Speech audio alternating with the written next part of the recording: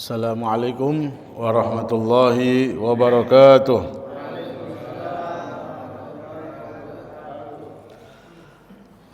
Bismillahirrahmanirrahim. Alhamdulillahi rabbil alamin.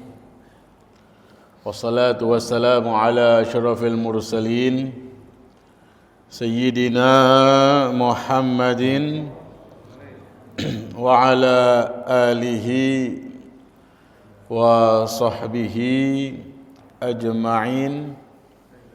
Subhanaka la ilma lana illa ma 'allamtana innaka antal alimul hakim.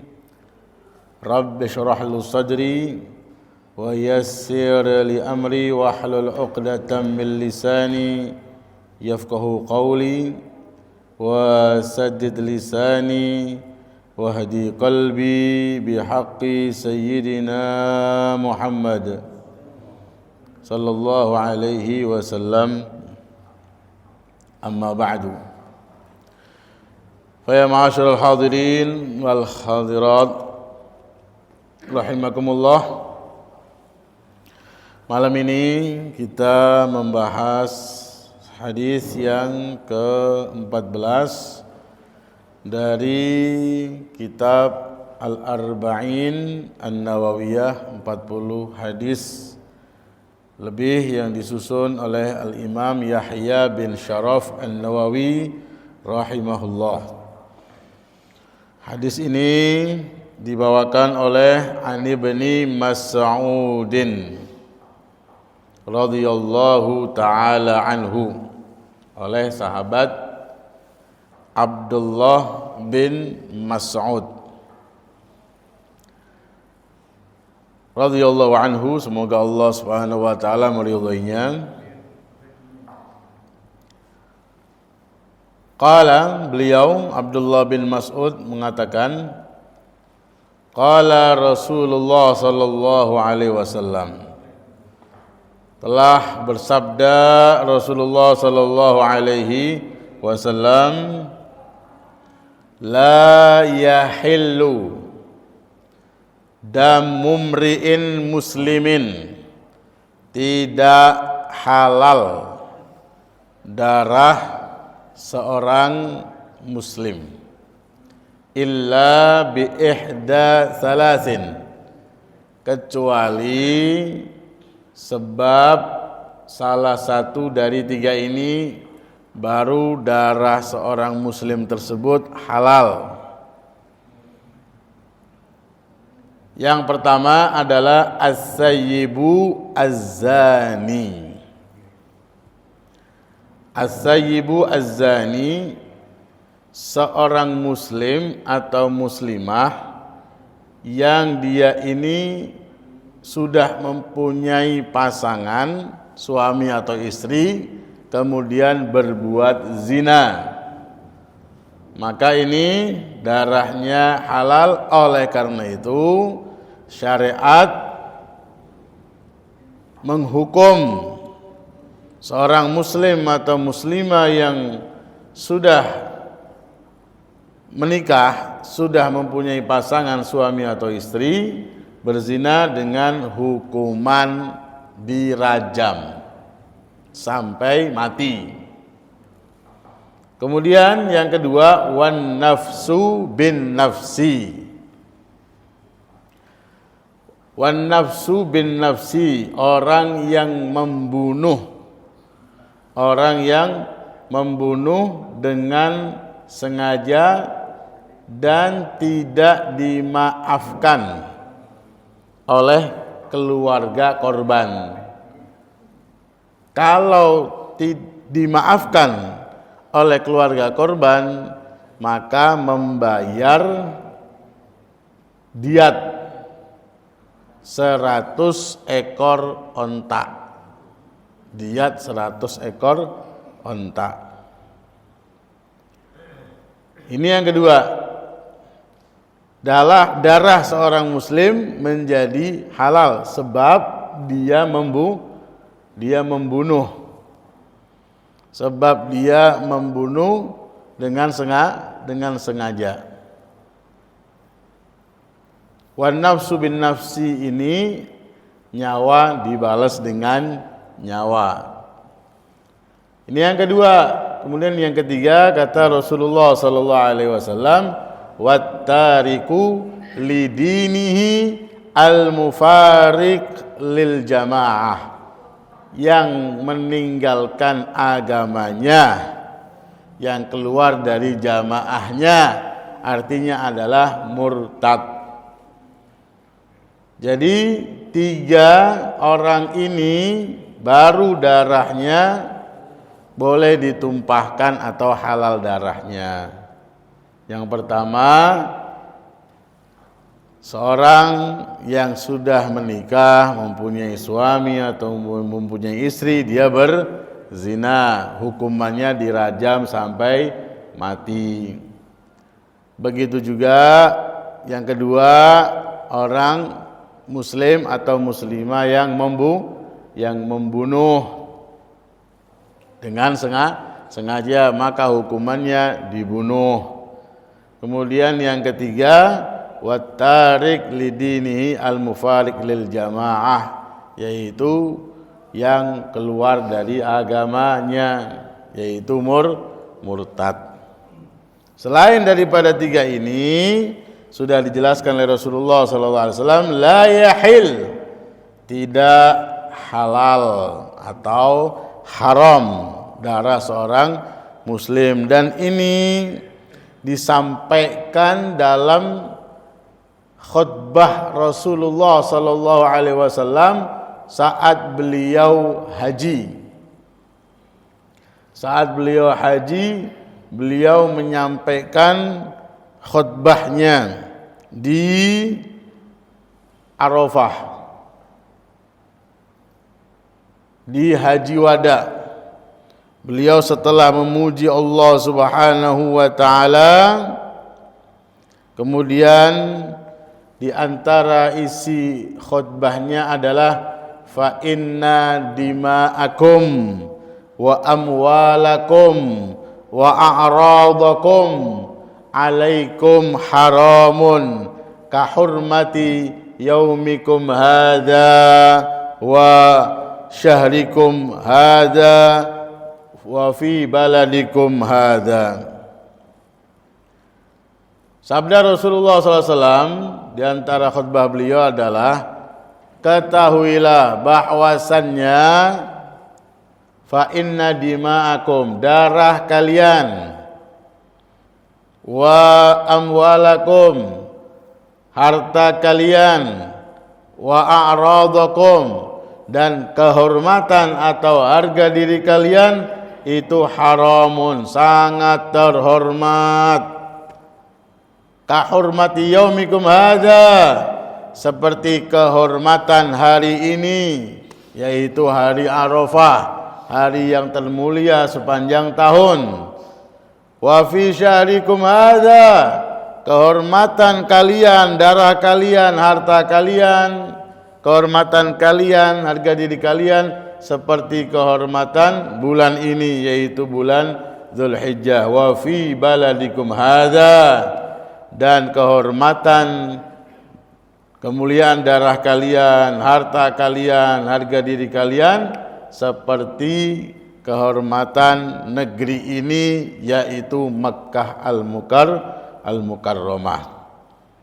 Oleh karena itu, hukuman bagi yang menumpahkan darah seorang muslim, maka dibalas oleh Allah Subhanahu wa taala, atau melukai seorang muslim, maka ada balasannya dari hukum syariat. Jadi ketika ada seorang muslim, dia berikrar 2 kalimat syahadat, maka saat itu kita tidak boleh menyakiti dirinya, menghilangkan nyawanya atau melukainya. Begitu juga kita dilarang untuk mengambil hartanya. Sedikit haram, banyak haram, ditambah lagi hukuman potong tangan. Kemudian Begitu juga harga dirinya. Di antaranya adalah membicarakan dia, aibnya. Ada namanya dosa ghibah. Ada namanya dosa ghibah. Karena apa? Harga diri seorang muslim ini, harga diri seorang muslim benar-benar dimuliakan oleh Allah Subhanahu wa taala, dihargai, dihormati oleh Allah Subhanahu wa taala. Maka siapa yang membicarakan aib saudaranya muslim, yang membicarakan aib seorang muslim, maka terkena dosa ghibah. Belum lagi kalau seandainya menuduh seorang muslim yang dia ini menjaga kehormatannya, dituduh berzina. Kalau sekarang ngetrennya selingkuh. Kalau menuduh berzina, ya, seseorang yang mana dia ini tidak pernah berbuat yang mencoreng namanya, yaitu umpamanya dia nggak pernah main perempuan. Orang ini terjaga, mau muslim atau muslimah, kemudian dituduh berzina, maka kalau dia tidak bisa mendatangkan saksi, yaitu 4 orang saksi, maka dia dicambuk 80 kali cambukan. Ini hukum syariat bagi orang yang menuduh seorang muslim atau muslimah berzina. Dia tidak bisa mendatangkan saksi. Kenapa sampai ada hukuman seperti itu? Inilah bukti bahwasanya Allah Subhanahu wa taala memuliakan harga diri seorang muslim. Dari mulai bicarakan aibnya, dosa, riba, kemudian menuduh sampai dalam kasus perzinaan, maka dia dicambuk 80 kali dicambukkan. Ini dalam rangka untuk sekali lagi menjaga kehormatan seorang muslim. Oleh karena itu ada beberapa kisah, ya, di antaranya adalah sahabat Rasulullah sallallahu alaihi wasallam namanya Ibnu Jusamah. Dia waktu sedang dalam perjalanan bersama teman-temannya, ada satu orang kafir membawa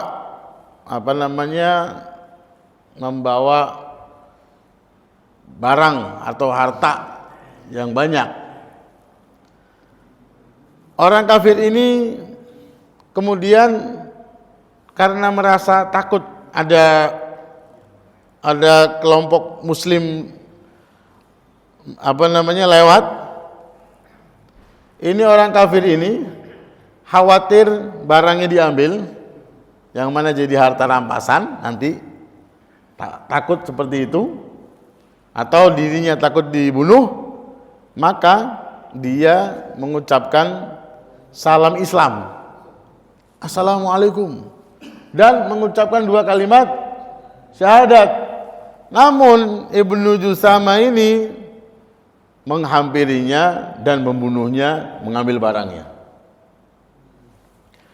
Dia kan mengadakan perjalanan, bepergian bukan sendiri.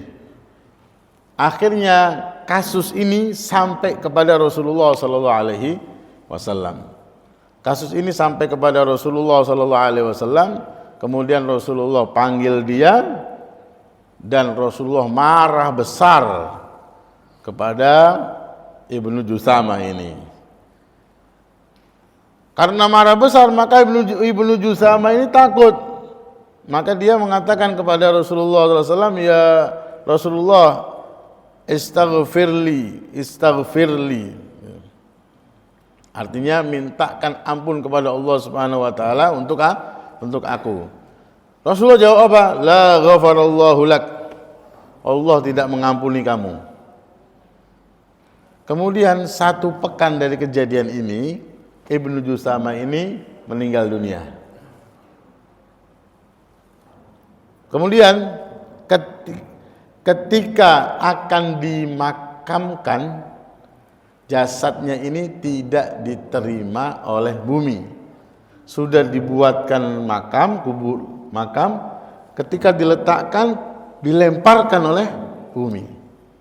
Masukkan, dilemparkan lagi, dimasukkan, dilemparkan lagi. Akhirnya solusinya adalah diletakkan di antara dua gundukan. Ada seperti bukit gitu, bukit kecil, ditaruh di tengah, kemudian ditutupi dengan tanah atau bebatuan. Rasulullah SAW ada di situ dan beliau SAW mengatakan, sesungguhnya Allah Subhanahu wa taala menerima orang yang lebih jahat dari dia.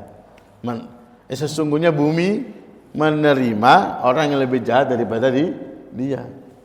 Buktinya apa? Orang kafir dimakamkan bisa.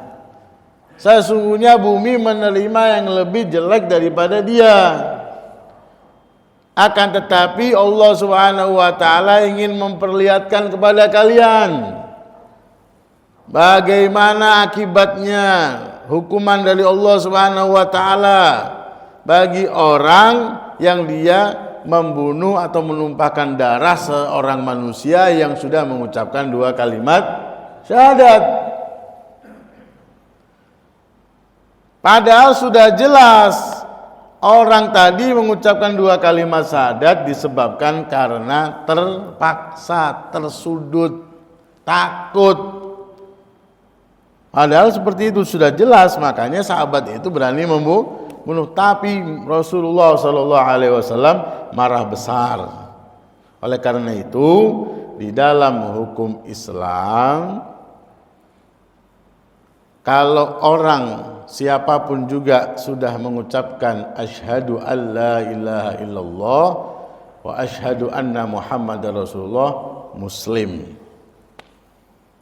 Urusan hatinya itu dia pura-pura, terpaksa, kita tidak bisa melihat hatinya dia.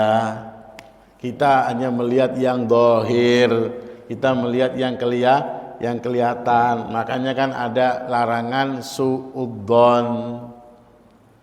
Karena apa? Kita ini menghukum yang kelihatan saja, yang di dalam hati urusan dia dengan Allah Subhanahu wa taala. Kalau jelas dia ini pura-pura dalam hukum syariat, orang tersebut dinamakan munafik.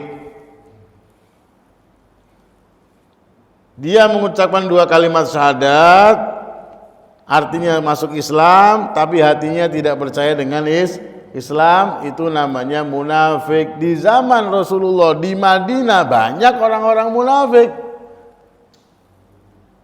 Banyak orang-orang munafik dan Rasulullah SAW itu tahu. Rasulullah itu mengetahui yang gaib. Rasulullah SAW mengetahui isi hati orang.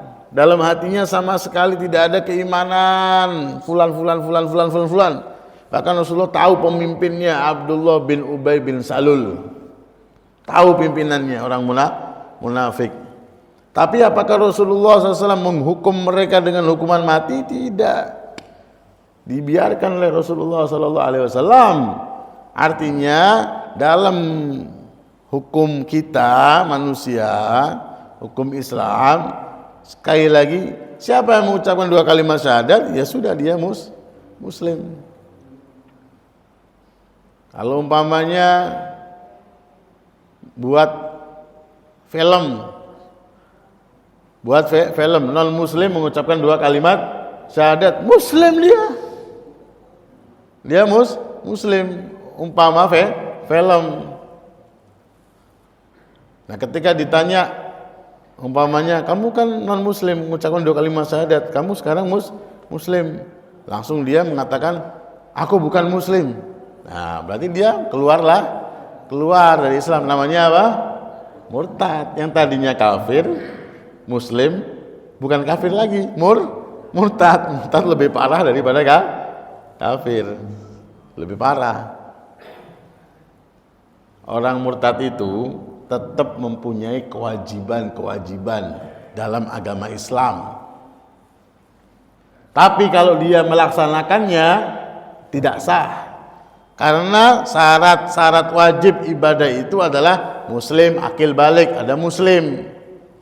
Orang yang pernah masuk Islam kemudian keluar dari Islamnya, tetap dia wajib sholat, tapi kalau sholat nggak sah.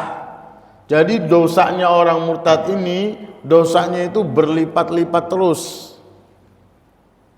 Ada kewajiban puasa, ya wajib dia puasa, tapi kalau puasa nggak sah. Karena apa? Syarat wajib Islamnya nggak ada. Haji, zakat, begitu juga sama. Oleh karena itu, kalau seorang murtad ini kembali lagi ke dalam Islam, maka dia wajib untuk mengqadha sholat-sholat yang dia tinggalkan semasa murtadnya. Zakat semasa murtadnya diqadha, dikeluarkan. Ketika dia murtad, kalau dia kaya, mampu untuk pergi haji, kemudian dia balik lagi ke Islam, maka dia wajib untuk melakukan ibadah haji. Walaupun setelah masuk Islam ini hartanya berkurang atau jatuh miskin, punya kewajiban haji karena waktu murtad itu pernah punya duit banyak. Ini beratnya murtad, nauzubillah min dzalik. Beda sama orang kafir. Orang kafir walaupun udah usia tua, umpamanya mau mati umur 80 tahun lebih masuk Islam. Kemudian meninggal dunia. Enak itu. Ya. 80 tahun kemudian meninggal dunia setelah mengucapkan 2 kalimat syahadat. Itu orang Islam yang enggak pernah sholat, enggak pernah puasa, enggak pernah zakat, enggak haji, masuk surga. Ya, itu masuk surga. Jadi orang kafir masuk Islam itu tidak wajib mengqadha salat. Umpamanya usia dia balik 15 tahun, masuk Islamnya umur 40 tahun. Berarti kan ada 25 tahun. Qadha salat? Enggak. Qadha salat enggak. Sampai-sampai ada permasalahan begini. Kalau ada orang non-muslim, orang kafir masuk Islam, apakah wajib mandi? Karena waktu kafirnya itu kan dia junub.